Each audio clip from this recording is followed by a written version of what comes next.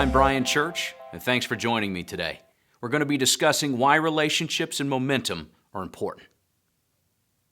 The physical universe operates by a set of constants and laws that do not change with time, trends, or public opinion. They are the true reasons why things work the way that they do, irrespective of commonly held beliefs, imagined formulas, or even magic potions. Just like the universe, the world of business and relationships also are governed by a set of rules and constants. I have discovered throughout my years in the world of finance, mergers and acquisitions, and intellectual property that design, utility, and technology do not move ideas and organizations forward. People move ideas and organizations forward. In realizing this, I began to search for more of a science to how all of this worked. I discovered that relationships and the movement thereof was the arena of study that I would dedicate my career to. Hence me writing my first book called Relationship Momentum. Why are relationships important? Deep within the psyche of every human is an inherent need for love, for pure esteem, and for personal accomplishment. All of the aforementioned are psychological needs that are dependent upon relationships. We actually come out of the womb needing to be held, and we begin our lifelong search for companionship and community. When addressing the topic of basic human needs, eventually the conversation turns to psychologist Abraham Maslow, in which he identified 5 ascending levels of basic human needs. You most likely know them as the hierarchy of needs.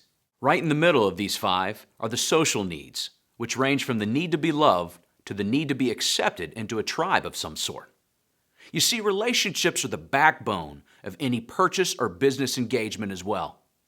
People inherently want to be a part of something, and it's often this emotion that influences their buying choices and loyalties to a brand, a product, or even an organization. Without relationships, we have very little to sustain us, and we certainly can kiss any repeat business goodbye. Ask yourself this: what am I doing in my organization that will create relational connections and experiences? So why is momentum important? I have found over time that ideas must have movement to survive. It is the same thing with relationships. Being stagnant is only one step before stopping, and treading water is only one step before drowning.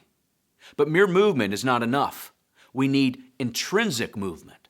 Movement in a consistent direction that builds upon itself using its mass or its weight. This is how a relationship becomes bigger than you could possibly imagine, and how a mere relationship can be converted into an ambassador for your product, your brand, your service, or your organization. The issue with most relationships is that we consistently place the engagement at risk through poor service, a less than exceptional experience, or by simply losing the trust of the consumer or anyone that we seek to have an event with. The most common rule in battle is to never fight for the same ground twice, yet we consistently do that with our relationships. Momentum is movement in a consistent direction and is represented by the equation P equals mv, which is momentum equals mass times velocity. Therefore, we are not simply looking for movement in a consistent direction, but strategic relational movement with a degree of urgency. Ask yourself this: what can you change in your organization that will keep you from fighting from the same ground over and over again? I'm Brian Church. Thank you for joining me. Looking forward to talking with you again soon.